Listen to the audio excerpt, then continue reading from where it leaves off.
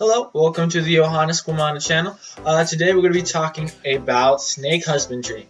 Now, I plan on also talking about some lizard husbandry later, but I figured we start off with pretty simple. A lot of my snakes have simple care, and a lot of my snakes are very common in the pet trade, so chances are if you're interested in getting a snake anytime soon, you're going to run into something that I have already. So it makes sense to talk about them.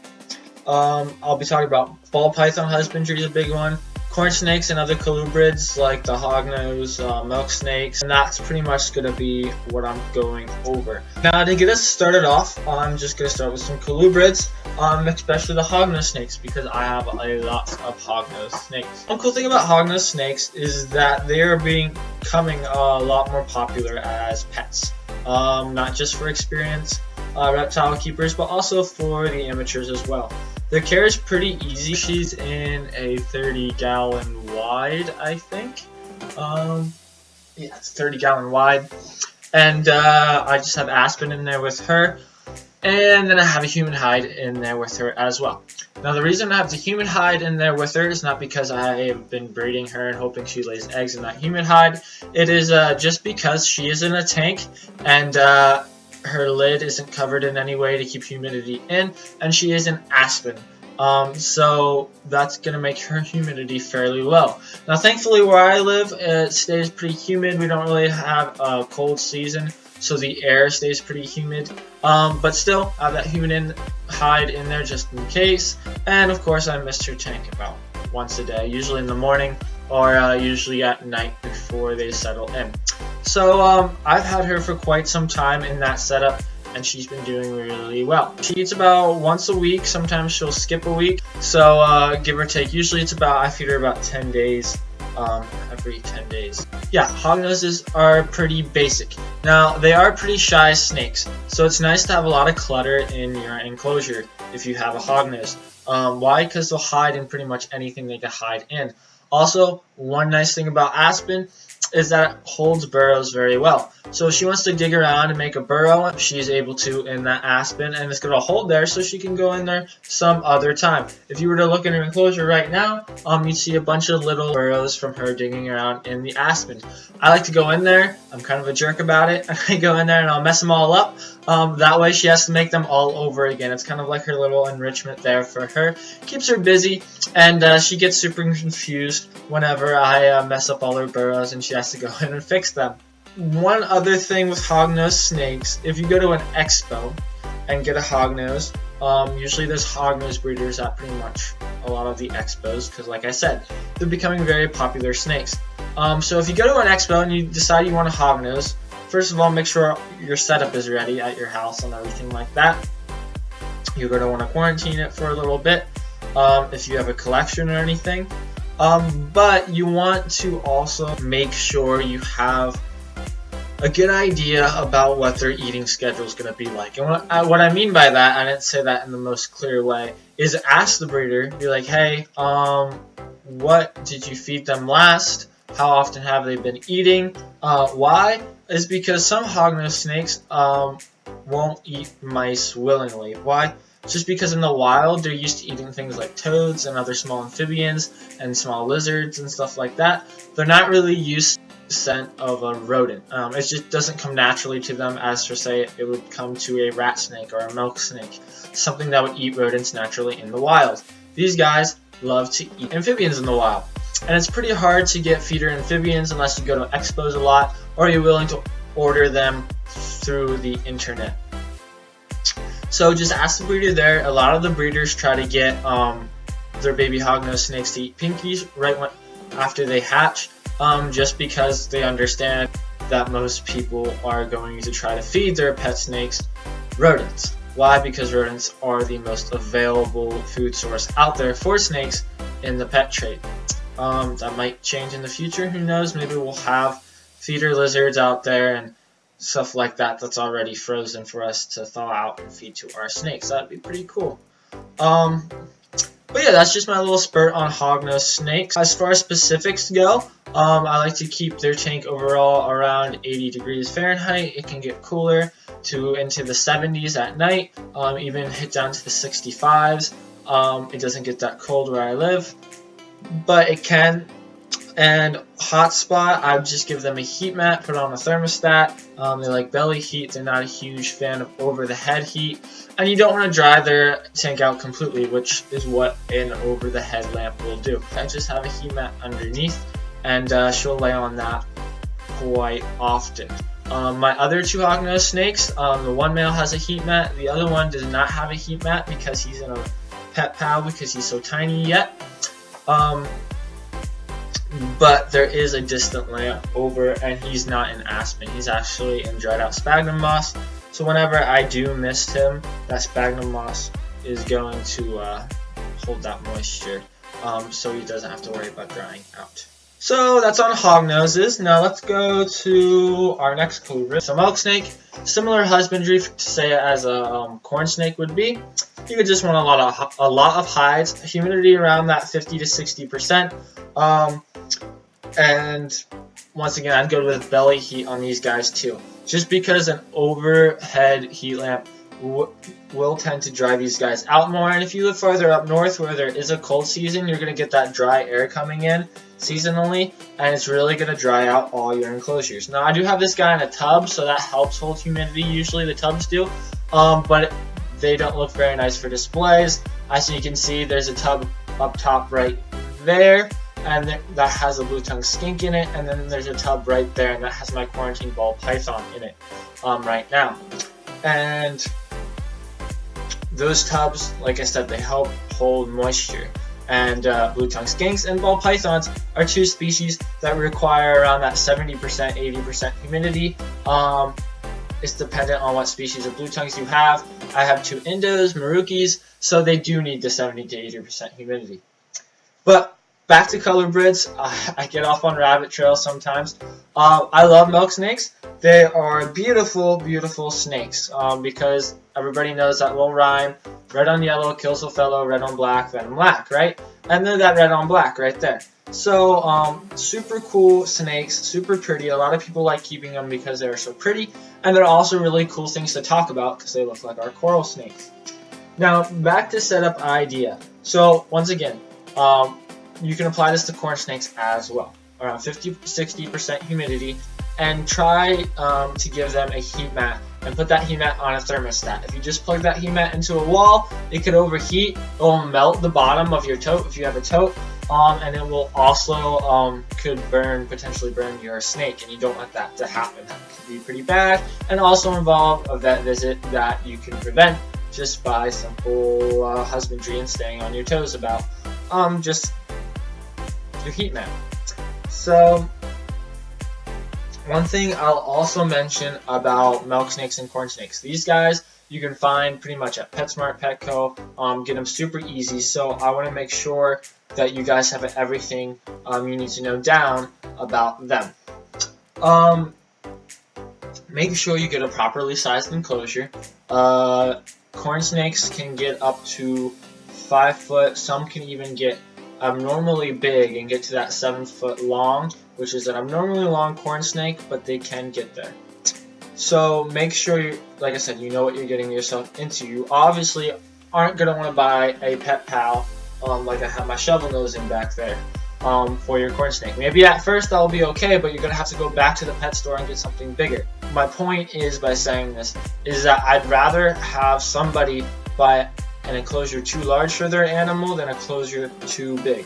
Now that being said, the only downside with getting something too big is that the animal might feel vulnerable whenever it needs to find a hiding spot.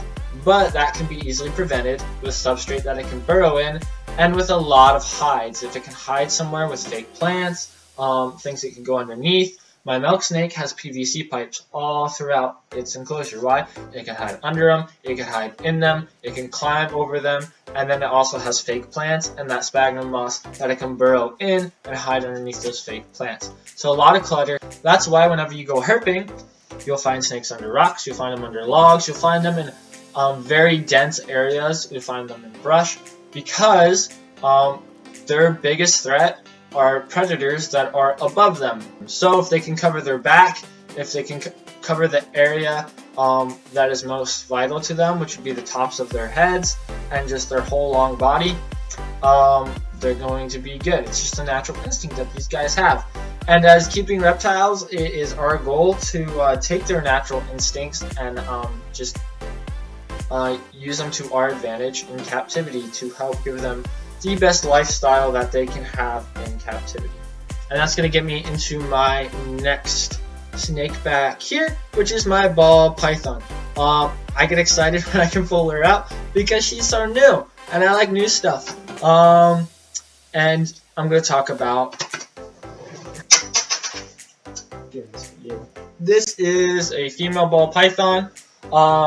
She's around 4.5 foot long, and she is pretty fat for a ball python. She weighs around 6 pounds. I got her super overweight when I first got her. She was adopted through a pet amnesty program here in my state, and she was heavier than the 6 pounds, let's just say that, when I first got her.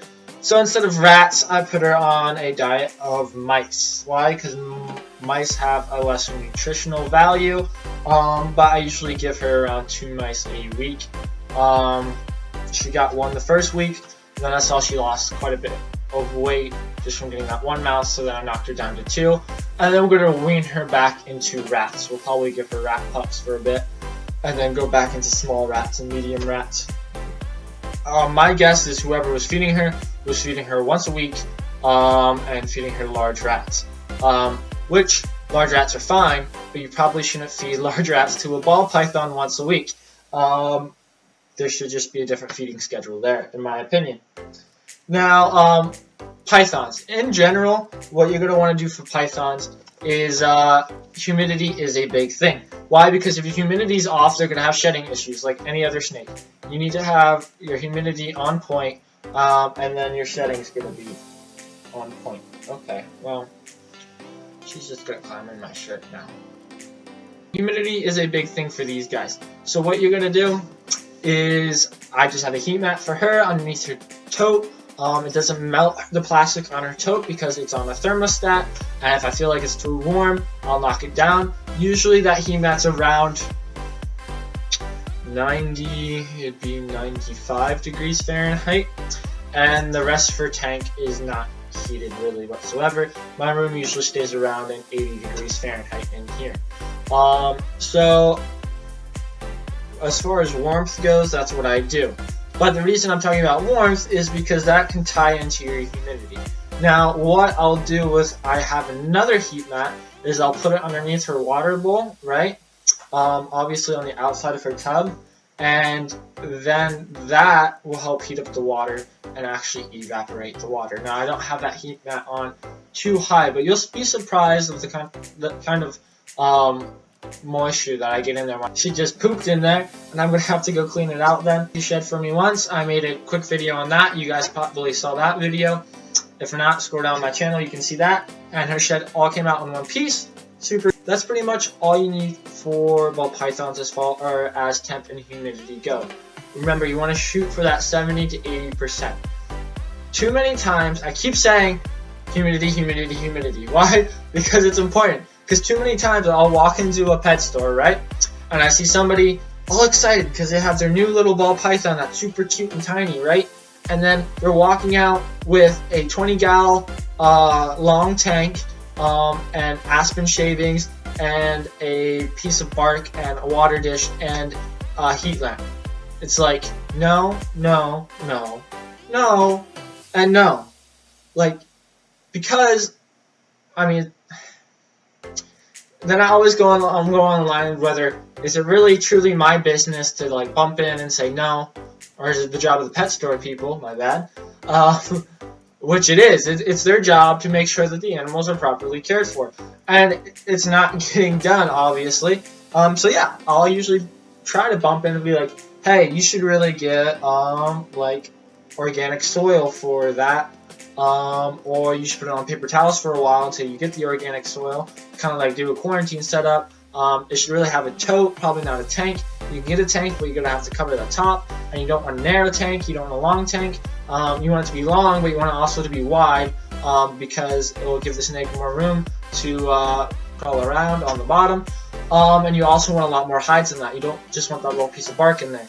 You want, fake plants, a lot of pieces of little bark, a lot of logs for it to climb underneath, climb over, get rocks so it can sit on them and bath. If you're using a heat lamp. I suggest not using a heat lamp. Why? Because that's going to take all that humidity out, and these guys need a 70-80% humidity. So use a heat mat, right? And then mist it through the top, and you're going to have a humid environment. If you don't care about displays, I encourage you to get a tub at Walmart for probably about $50 cheaper than that tank is that you're buying at that pet store. And just putting it in there. And you can even put paper towels in there. Keep a lot of clutter, put that heat mat underneath there, and a water dish, and you should be good to go. A lot of people think I'm crazy, and they're like, well, who are you to say this, and who are you to say that? And usually my response is, hey, I have this, I have that, I keep this, I keep that. And usually once they find out you keep about 15 reptiles at your house, they know you're crazy enough to actually take your information for what it is. And they'll listen to you. And that's what I love. I love helping people out with their stuff. I love educating people.